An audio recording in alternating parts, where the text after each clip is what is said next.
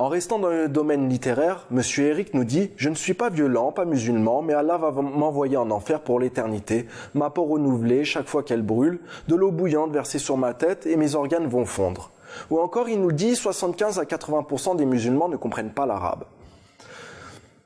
Monsieur Eric, le paradis, l'enfer, l'eau brûlante, le feu, les rivières de miel, les oris, etc. Ces images données ne sont que des métaphores pour que n'importe quel individu puisse se donner une représentation.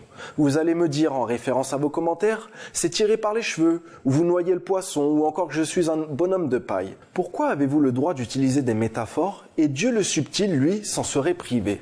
L'éloquence de la langue arabe a cette qualité. Maintenant, ces métaphores donnent des indications sur l'au-delà, et plus particulièrement sur la spiritualité. Nous savons tous que le meilleur moyen de stériliser quelque chose est le feu, et le meilleur moyen de laver quelque chose est l'eau bouillante.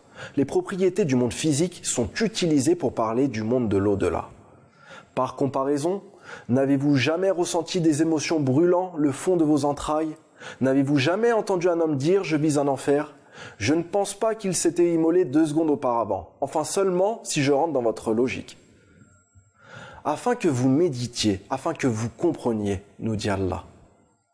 Si 80% de la population ne maîtrise pas une langue, ils peuvent faire l'effort d'ouvrir un lexique arabe. Et si leurs moyens ne leur permettent pas, alors les personnes ayant... Une grande félicité pour ceux qui ont cru, ils seront dans une allégresse éperdue. Ils iront au paradis éternellement. Il est grand le bonheur pour les musulmans. Assalamu alaikum mes frères et sœurs.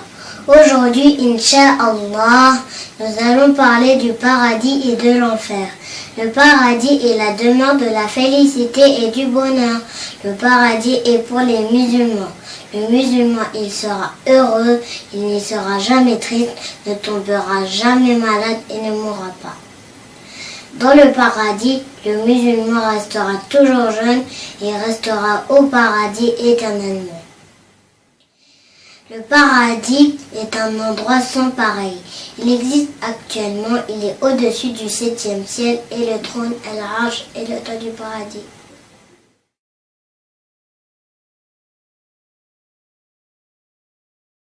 Quant à l'enfer, c'est la demeure du châtiment. C'est un endroit où les mécréants resteront éternellement. Certains musulmans grands pécheurs iront aussi en enfer mais ne resteront pas éternellement. L'enfer est noir ténébreux. En enfer, le mécréant sera châtié. Le feu de l'enfer est intense et le froid de l'enfer est intense. L'enfer est en dessous de la 7e terre.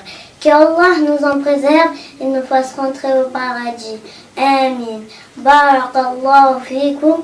Wassalamu alaikum. Alors pour ceux qui n'auront pas cru, ils seront dans une détresse éperdue.